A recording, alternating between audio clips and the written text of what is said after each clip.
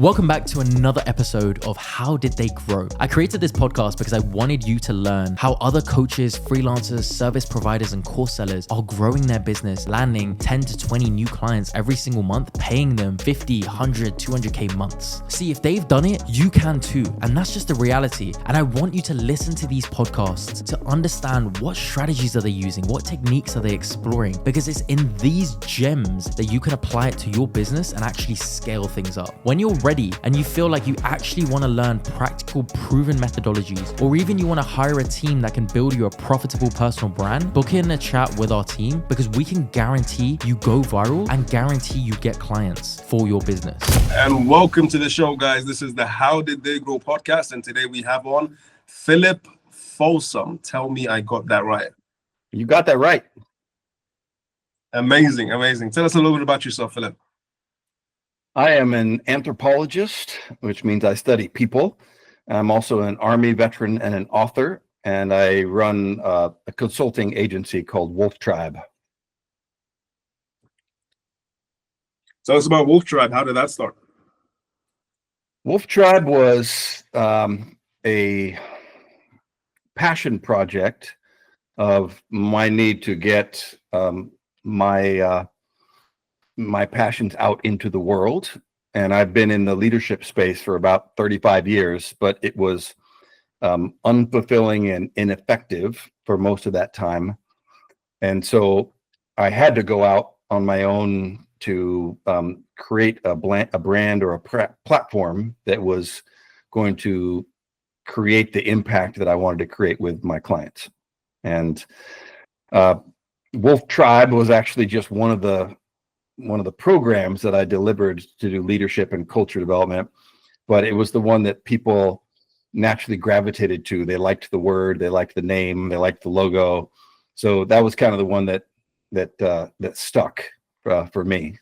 And it became a central brand theme for my lessons. And I guess in the social media world, that's called the hook, right? That's kind of the hook. People have strong feelings about wolves. Either they love them or they hate them, but people are never neutral about wolves. Definitely. So that is the consulting brand, am I right? Mm-hmm. Yep. So I'm curious, did you always see yourself as sort of an entrepreneur? So I'm curious, I'm assuming you studied anthropology. So yeah, no, I was not. My My family is not entrepreneurial, and so I'm kind of the first one in my family to do this entrepreneurial thing, and it's a different hero's journey to go into business for yourself, and it involves full responsibility, which is where all the reward comes from, but responsibility about marketing, brand, all the things that business entails. And it's a steep learning curve, and 95% of entrepreneurs fail and they go back working for somebody else. So it's a rare group of people that are able to hunt successfully to stay in business, and that always has to do with other people. And that would be the biggest lesson for anybody watching, is you have to network your ass off. Yeah. Build those connections, huh? Yep. And you also have to be a skillful, relentless wolf yourself. You have to be able to provide legitimate value. And a lot of people who get into the entrepreneurial space, particularly in coaching or consulting, is that it sounds glamorous and it sounds like it's a fun, exciting thing to do. But unless you're creating impact, tangible value for your clients, it's not going to work. And that means you have to do it yourself. You need to be successful as an individual. And there's a lot of personal coaches that are not in that good of a shape. And there's a lot of relationship coaches that do not have good relationships. And there's a lot of business coaches that are not good at business. So you do have to be a skillful wolf and a powerful wolf, in addition to being connected with a pack. And so you need to handle both those sides. You need to make sure that you're rock solid and providing value, and you're also networking and collaborative with other people in your field and on that hunt all the time. Amazing, amazing. I'm curious, why did you said you were not entrepreneurial, so what was the motivation to go for sort of, business coaching or executive coaching, consulting? You're never going to get rich working for somebody else. That's you can get, I guess you can get successful, but there is a freedom of the journey that you're taking that can only come from sovereignty of owning your path. And an entrepreneurial journey is not for the weak. It is a very daunting path, because there may be months where you don't eat at all, and then you pull down the big game and then you eat a lot. So it's a risk safety balance between that journey. And for me, what I'm doing is unusual enough that I couldn't do what I wanted to express and how I wanted to bring it to the world. There was no place else that I could do it. So I was forced to go out on my own. And so I was fortunate enough to be successful at it. Amazing, amazing. So how long ago did you start the business coaching? Obviously, I'm assuming you've been an what's the word? An anthropologist. Anthropologist. Yeah. I'm delivering culture development, and culture is the way that humans operate together. So anthropology is the study of the way that human beings operate together, their organizational system around their beliefs and their behaviors. And so cultural anthropology is how people in a society operate together. And my application of that is to be able to look at organizations like Disney or Red Bull or SpaceX or Apple. Those are basically kingdoms. Those are big tribes. Those are nations. And they have an existing culture. And even smaller companies, those are smaller tribes, but they have a culture. And the culture that they have dictates their success. So my job is to go in and educate and install a high-performing culture in these organizations.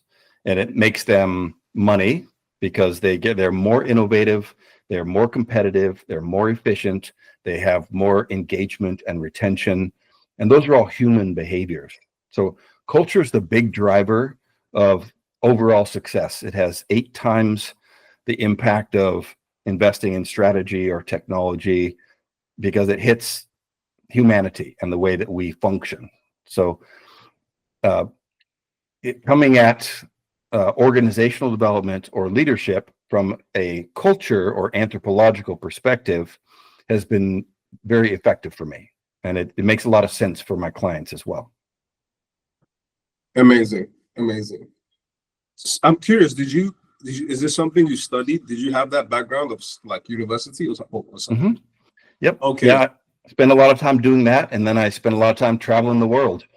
Okay. And I was primarily studying cultures that had successful warrior reintegration strategies. So it's the men and women who go off and do very challenging things, and then the tribe brings them back into and heals them.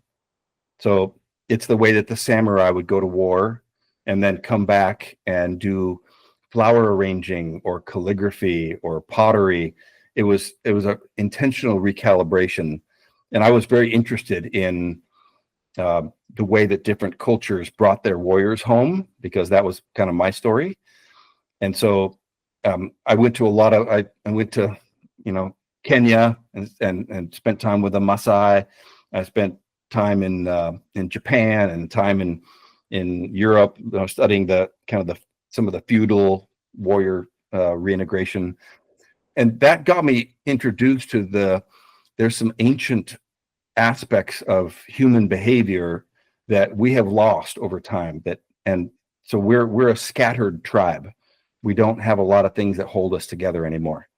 And by drawing from our ancient history, there's a lot of lessons that are very useful today. In fact, most of the isolation, the anxiety, the depression, the lack of engagement, these are all symptoms of a culture that doesn't have belonging and they don't have connection or affiliation. So if leaders can improve their culture, then they have happier, higher performing people. And that's my mission in the world. I hope you're enjoying this podcast. I hope you're taking notes. I hope you're learning so much practical wisdom, because that's what I really wanted from this podcast. Now, I just want to quickly say, if you're looking for a team that can actually help you explode and go viral with your personal brand with proven methodologies, I say this because I've been doing this for the past 5 years. We've got a team of 30 people who are ready to go ahead and explode your brand so you can get clients begging to work with you. Have a chat with one of our advisors. You can book in a chat using one of the links around this video, because that chat might just change your life. Amazing. So how long ago did you start sharing this mission on social media? Not long. I am currently not terribly successful on social media. There's been if I'm on somebody's podcast that has a big following, then I'm successful. But most of the work that I get is I do good work at a good company, and then they share my name to another company. So my dance card gets filled with just word of mouth, which is why how much value you provide is your best marketing. Definitely. I definitely do agree with you. It's like reverse engineering the marketing, whereas like everyone you work, if you dial down on your delivery, then everyone you work with becomes like a walking billboard for your service. 100%. And that's the gold standard, is referrals. The gold standard of marketing. A lot of people are very successful on social media, but there's nothing underneath. And I'm probably the inverse. I have a lot underneath, but not very successful on social media yet. But it was never a space I was in my previous career. I didn't have to do social media. I didn't have to have a personal brand, and now I do. And so does every other entrepreneur, particularly in this time. Entrepreneurship requires a personal brand, and so that's something I'm quickly fast tracking, which is like even a conversation like this is a valuable learning process for me about how this portion of marketing works. Yeah, definitely. I like the fact that you said yet. I'm not there yet. So is there any plans? Mm-hmm. What does that look like for you? The marketing world. At some point, I'll start up my own podcast. Amazing. Get more of my books out. There's that journey. Currently, right now, I almost have too much work to deliver, so social media is kind of a secondary thing for me. But it is an important. It is the marketplace of our times, and there's always been a central hub to every tribe. Like it's either the campfire or it's the marketplace where people gather and they exchange services and information. And currently our marketplace is social media. Definitely. I definitely do agree with you. And I love that you're able to acknowledge that, because a lot of people, especially entrepreneurs, they are still yet to acknowledge the fact that times are changing, and it's almost, if not already at that level, where you not doing social media is like chopping one leg off from your business. Kind of break that down and kind of educate them on that, why they need to do it. I think you provide value first. That's the important part. I think people were making the jump too quickly to promoting themselves without clarification about what their value proposition is. and because social media is easy to manipulate. So Yes. it's an incredibly powerful tool, but it is one that is based on immediate gratification. Um, People want clicks, they want engagement, and a lot of the time those short-term clicks and engagement don't lead to a long-form work, because it's a distraction in a lot of ways. And the people that I see who are providing legitimate value online, which are the Hormuzis and Joe Rogan and Huberman, they have an engine of short form content, but underneath it is legitimate value. And so I think that's the interface that I'll be taking in this next phase of my career, where there'll be a lot more of my work that is going to be put online, and then the short form content, which is the clicks and engagement and the follows, that will come from that. But I want to make sure that I don't jump over the quality and the value just to get engagement. Amazing. Kind of break down what that next stage looks like for our audience. What is coming up in terms of you in 2025 and the Wolf Tribe? Well, there's in my work, there's three big maps of humanity that deal with how we interface with culture, each other, and the world. And those three maps I did not invent. Those are timeless big things that come from anthropology and mythology and even religion. It crosses into that. So those three maps are my books. This is an example of one. This is the first map of culture.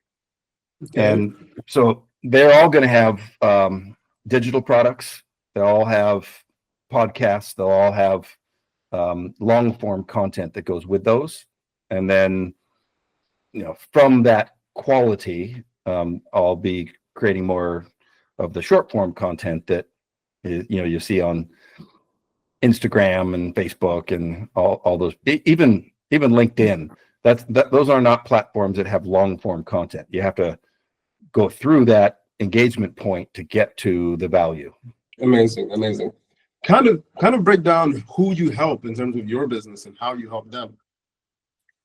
Intact work teams is my bracket, and that could be, if it's an entrepreneurial company, that's the whole team. If it's working with a big company like Disney, it'll be a department or the executive team of that department. And so leaders are the people that I work with, and leaders are the head of culture before they're anything else. Whatever they are on the org chart or their job descriptions, they should put head of culture, because their behavior, their alignment with their vision and their values, that behavior is what models and generates culture for everyone beneath them. So I work with everything from big Fortune 100 companies down to high-speed startups that are super exciting and agile and fun to work with. And so any intact work teams is my wheelhouse. Amazing. That's amazing. Let me kind of ask you, maybe kind of break this down for our audience. What is something, because our audience is full of, young entrepreneurs and coaches. And when I say young, I don't mean age-wise. I mean, in terms of in the industry, right? So what would you say is one big thing they should look out for, in terms of one thing that they should look out for so they know they can, when they reach it, they will be able to get around it, like a hurdle that's always going to be there that they should watch out for? Yeah. Get very clear about what their vision for the future is. That's the big why. So everything starts with that. And you can call that your slogan, your value proposition, what you do in the world, the problem you solve, like whatever that is, it should be a diamond. And it also serves as, that's outward facing. for when you're interfacing with clients, but inward facing, it's the big banner or the lighthouse of your company. And when you look at Disney, for example, everybody knows what Disney is. It's the happiest place on earth. Like, it's very clear. So any successful organization has clarity in what that vision statement is. So get clarity on that. You shouldn't need a 10-minute conversation to describe what it is you do. And that may be one of the biggest hurdles for a lot of entrepreneurs, is getting clarity about that one value that they provide, which is really why they exist. Amazing. Is there anything else? Get your culture right. Because that vision is a primary component of your culture.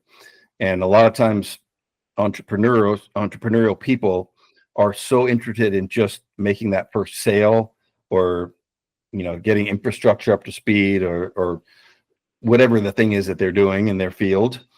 And that, if they are successful with that, then they get to survive.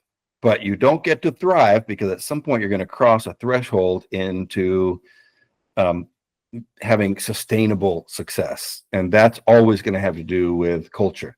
It has to do with your people, it has to do with behavior and norms. And really, that's what your values are, which is the next big thing to get on lock, is how do we navigate this journey of business and growth and overcoming adversities and all those components. And so those are part of the foundations of culture, is your vision, which is your why, and your values, which are how, and the who, which is your people. Those have to be in alignment with those first two things. And that's how you create scalability and legacy. Is you want to get the why and the how first, and then you attract, onboard, retain the people that are in alignment with that. Definitely. Amazing advice. I'm sure the audience is going to digest that. Let's kind of transition back into social media in terms of, you said you're not doing a lot right now, but let me ask you, what are you doing right now? And how has that helped in terms of your business and your personal brand? For me, it's not, it's much less about client attraction in terms of marketing. It's more about legitimizing my brand when people do get in contact with me. So when at some point, people are going to, if they're interested in you, they're going to look at your social media and they want to find out what your personal brand is. So I have a personal brand page, this is myself, and here's my dogs, and I'm an athletic, cool guy. I'm involved with a lot of things. And then you look at my professional page, my Wolf Tribe page, and that's showing the clients that I work with. It shows the service offerings that I'm doing. It shows that I'm busy. It shows that it's an aspirational experience that they would like to have for their people as well. So for me, it's not hunting clients. It's more about closing deals. Makes sense. Kind of break that down a bit, because like the way what our audience is used to hearing is, like, as you said yourself, is like, when you're building out that personal brand, give value, like the Hormozis of the world, like the Joe Rogans of the world, like the Steve Bartlett's of the world. Give that value, then people eventually are going to come to you because they've seen you as that person of authority. They're going to come to you, and you're going to help them in terms of making them your clients and getting them to where they want to be.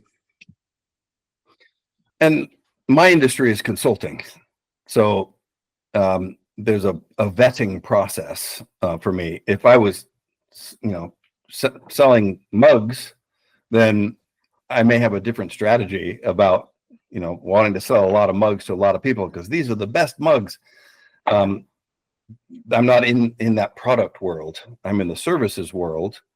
And so and I'm also in the very specialized service world of people that are going to work with their executive teams. So I guess my use at this phase of social media is to demonstrate who I'm working with, what I'm doing, how I'm doing it, and there's an aspect of legitimizing that I have high efficacy as a person, as a leader myself. So it's edification, that I'm not a fraud. And Definitely. and when I look at influencers who are in the fitness world, I want to see what they look like. I want to see what their workouts are. I want to see what their diets are. I want to see what they're doing, and it's legitimizing for me. So I guess that's probably a correlation. And and if I'm looking at coaches who are in the relationship coaching space, I want to know how long they've been married. I want to see them, happy, and also I want to see them going through their challenges and resolving conflict and repairing. And I want to see all that work if I'm hiring a person that's doing human work. Yeah. Amazing. I do understand what you're saying, definitely. So what did you mean when you said you want to do more reels in that? What did you mean then? When I get the capacity to eventually be creating all the digital products, long form content, that will be, and Hormozi does a lot of his individual research on long form content, and it made a lot of sense for me. His approach to that is all the short form clickbait that gets you a lot of followers and a lot of people who want immediate gratification, but those people do not translate into paying clients. Your paying clients come from long form content, and definitely. And that made sense to me because I would be that person too. I would never hire a consultant based on, the stuff that I'm just seeing on Instagram. I want to go on their YouTube, and I want to see, and I like Hormozi a lot. I just think his marketing agenda is, he's a weapon. And so and actually I started a community on School because of Hormozi. Okay. And amazing. And it's his brand. So he provides value for free. Like, he just shovels value out there for free. And all the clickbait stuff you see on Instagram is just, here's a quote, or here's a list, or it's valuable, but the real value is he gets you from that to long form content. And that's on YouTube. And that long form content, again, is still incredibly high value. But what he wants is he wants you part of his ecosystem. And it works. And he's very transparent about it. He's very clear. He's very honest. He's not working a shadowy side hustle thing. It's very transparent. He wants you in his School community because he wants to buy your company if you're good. I'm like, that's clean. That's clean, bro. Yeah, great. If I get to the point where I'm big enough that he comes and goes, hey, I want to buy you, I'll be like, okay, let's talk. So he's and I'm not a marketing expert, and that's not why I'm on here talking marketing, but in my experience, he's the one that has the most robust, clean, high evidence. You cannot argue with what he's doing. Yeah, I definitely do agree. And back to what you said, you want to say something? No, I just I like his School platform, not because it was better than Mighty Networks or Circle, or there's a bunch of community platforms on the web. I like him. And exactly. And that's successful marketing, is that I built my online community, leadership community, on the School platform. Yes, definitely. And tying back to what you said about, no one buys from that short form content. That is true. They buy from that long form content. So that's the idea, you know. In fact, Google, they did a study where they found like before someone buys something from you on the internet, you know, something high ticket, that person has to watch at least 7 hours of your content across 11 different touch points, meaning 11 different touch points, yeah, over 4 different social media platforms. So that was a study that Google did. So that's the idea, you know, it's all funneling. They're funneling the quick views from the short form content, taking that to the YouTube where they can digest and get those 7 hours to the point where they trust, like, know, and they trust them basically, essentially. Now they're buying from them because they like them. As you said it's not like school is the only platform that does courses and stuff like that, but you're using it because it's Hormozi. He's already had that effect on you. Yep. Yeah. And it kind of in a microcosm, if I'm working with a company and somebody else has had an experience that I was successful, and another company, that's how it works, you know. And you said it, know, like, and trust. That you need to be able to do that, which from the consulting field, you have to be able to provide value. And Hormozi does sit in that consulting space, even though he's a pure entrepreneur, venture capitalist. He's in that world, but he is also a consultant. He is a marketing consultant. Definitely. Let me kind of ask you this. We've kind of come full circle here. What is one thing you wish I asked you on this podcast? That's a good question.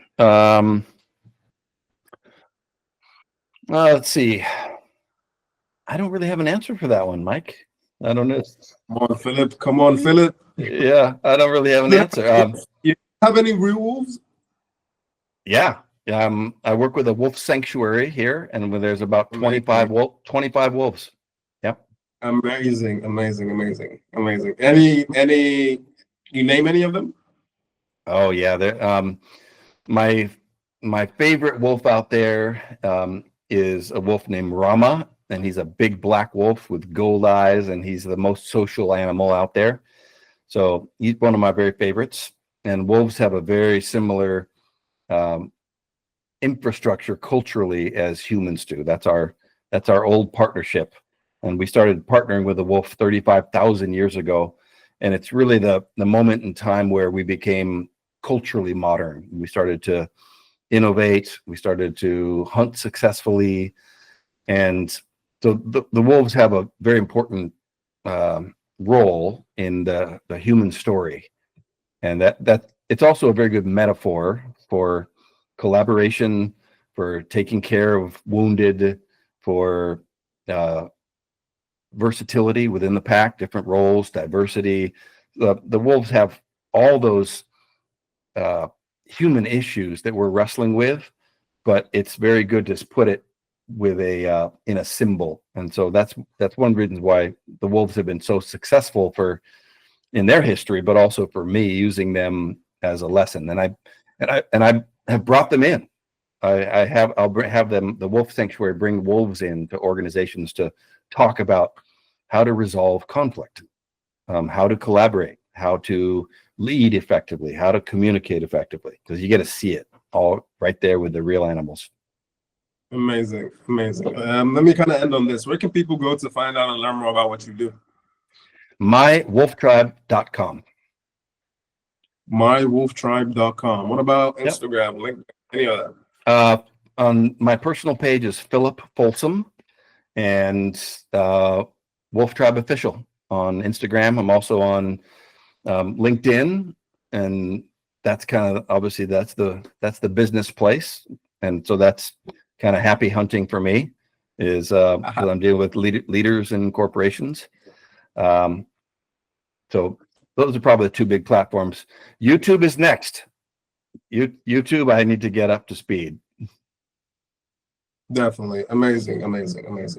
Yeah, this has been amazing. Hopefully we can have you on some other time. Maybe when you have that YouTube up running, you kind of come and give us some more source. Yeah, I'm there, but that's the next lift for me. Long form content. I'll see you in that world. I really hope you enjoyed this podcast. I want you to go away and execute everything there is that you've learned. Now, one thing I will say is if you're in a position where you're ready to actually take things to another level, you want structured, clear guidance, you want a team that can actually help accelerate you, book in a chat with our advisors. Why? We can blow up your personal brand to attract clients begging to work with you. All you got to do is book in a chat with our advisors and we can help make it happen. Sound fair enough?